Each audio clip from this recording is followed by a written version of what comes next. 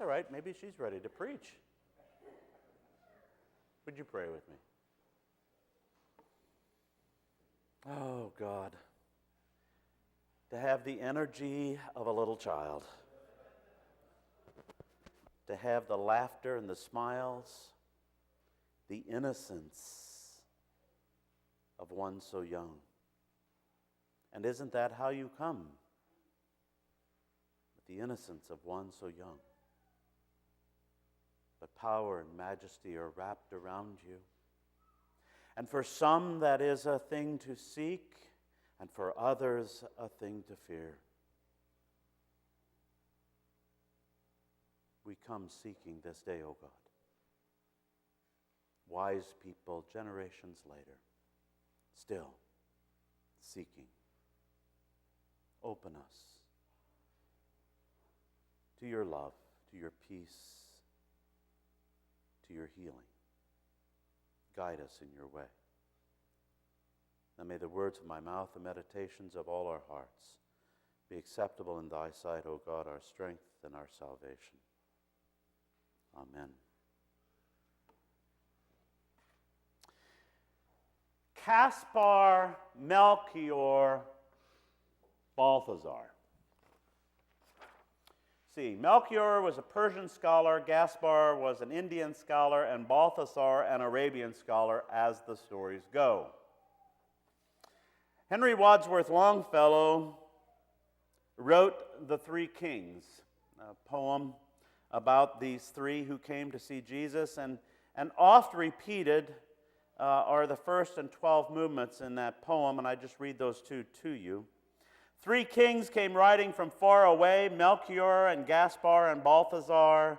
All three wise men out of the east were they, and they traveled by night and they slept by day, for their guide was a beautiful, wonderful star. They laid their offerings at his feet. The gold was their tribute to a king. The frankincense with its odor sweet was for the priest, the paraclete, the myrrh for the body's burying.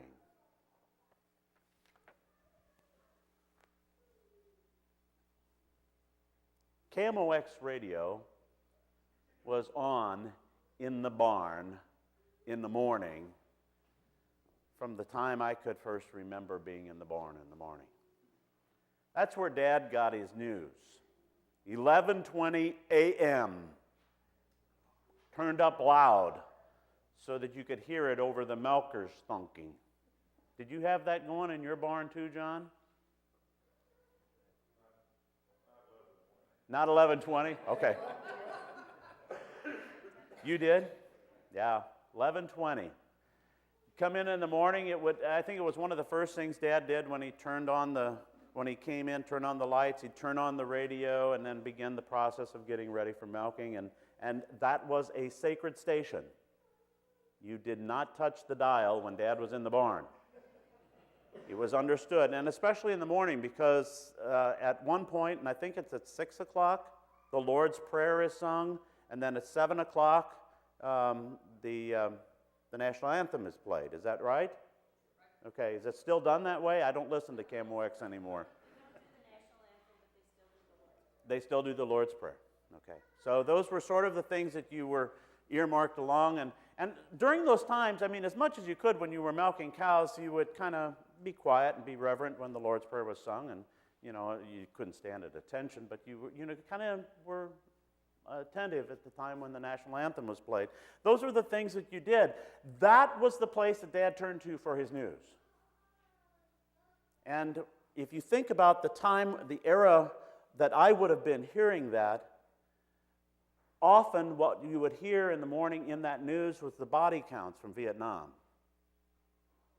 You would hear about what was going on in St. Louis, and you would hear about the things that would go on around the world that often happened a day or two before. There was a delay. You didn't have this instantaneous thing back then, but you would get this information pumping in and kind of listen to Dad's perspective on that as he would, chew on the politicians and, feel sorry for folks that were going through hard times. And, but that was what shaped us. That's where he turned for guidance about what was going on in the world. Now, when I was younger and Dad milked in the evening, KMOX was on then. But as us boys began to take over milking in the evening and Dad would stay out in the field, we turned to KXOK, 6:30 on the dial. That was a different kind of news back then. That was news of a generation that was tired of KMOX. That was the station back then. 6:30 on the dial. You didn't have all this AM stuff, and most radios only had AM, or at least the radios we had on the farm.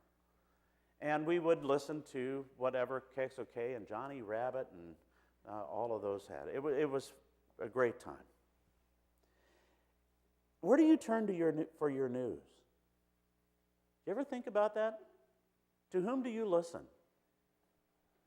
for your news? Is it a matter of picking up the phone or turning to Facebook, or is it the tweets that come in? And for us older folks who aren't twittering or tweeting and all of that stuff, is it the talk shows during the day? Is it the conversation that goes on at the golf course? Hairdresser, barbershop? When you get your nails done? Where do you get your news? Is it the papers you read? Is it the news broadcasts that you listen to? NBC, CBS, ABC, MSNBC, Fox. I mean, you keep naming all of these news outlets. Where do you get your news? And how do they shape your perspective? How do they shape who you are? It doesn't take long watching any one of the stations, and you can figure out what political bent they have. So when people start talking about what it is they watch, I have a pretty good idea of what political persuasion they are. But where is it you get your news? And how much of it is firsthand? The story of the Magi is a story of wise people who journeyed a great distance. That they are named Gaspar, Melchior, and Balthazar. Those were names that came much later, hundreds of years later, really, to the story. They're not mentioned biblically. Those were added later. But that's a part of the myth that goes around all of that. But there were these Zoroastrians back then that watched the skies and were attentive to the heavens and what the heavens had to say to the earth. And we think that these wise men, these magi, were among that group, and they were attentive to a star that suddenly appeared. And they were also educated enough to know that there was one who was going to be illuminated by such a light, who would come to rule. And when they saw that light, there was nothing on heaven and earth that could stop them from going to see what was being revealed by that light. It was the news of the day. It was the news of the day. We don't think much of how that all happened until you read a poem like Henry Wadsworth Longfellow's The Three Kings. They traveled by night and they slept by day because they needed to travel by night to see the star. But that was the most dangerous time to travel in those days, because that's when the bands of marauding thieves and hoodlums would come and steal from you and cause you great harm. So I guess some things haven't changed. But that didn't make a difference. That's when they needed to travel, and that's when they did travel. And they weren't going to be content until they got the news firsthand, till they met this one who had come. And how dedicated are we, you and I, to getting news firsthand? Not just listening to what somebody has to report, but actually going and experiencing, finding out for ourselves. Or is it just easier to let somebody else's light illumine? The wise men teach us something about our daily journey. It's important that we follow that light for ourselves. Don't let me tell you about Jesus. Go to the light yourself. Don't let me be the one who lives the faith for you. Go to the light for yourself. Experience it firsthand, even if it's a dangerous journey. And you need to know that not everybody that you meet on this journey is going to feel the way that you do about the faith. Is going to want to meet firsthand, because some people are offended by the light. Other people are scared of the light because they sense something about this light that is going to change their life, and they don't want their lives changed. They're in a pretty good place, thank you very much. But for those who believe that this world isn't the final say, for those who dwell sometimes in a land of deep darkness, when that light shines, there is nothing that can keep them from wanting to go to it, to experience it firsthand. Now you're here this morning because, well, I don't know. Why are you here? Because Mom made you? Or did you get up this morning and say, gosh, Mom, get up. We're going to church. I want to see the light. I want to be there for the three kings. Did anybody do that?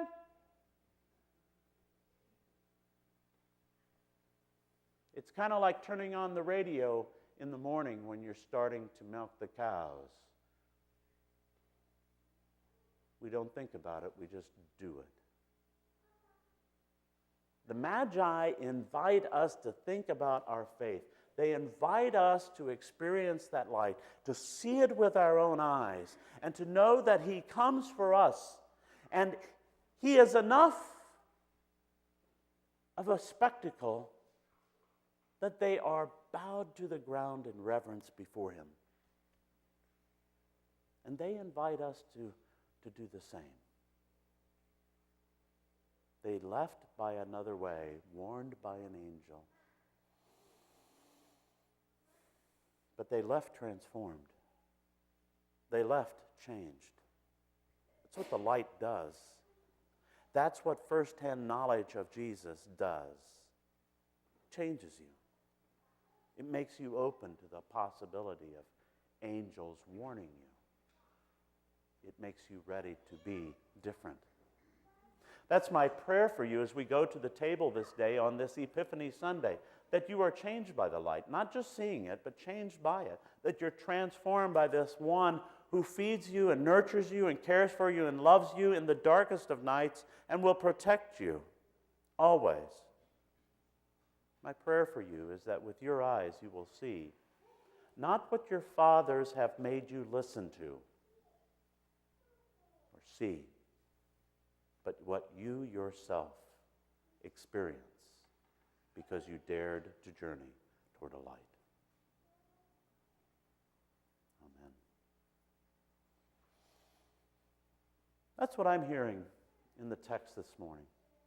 What are you hearing? What are the things that kind of crossed your mind? I wonder why.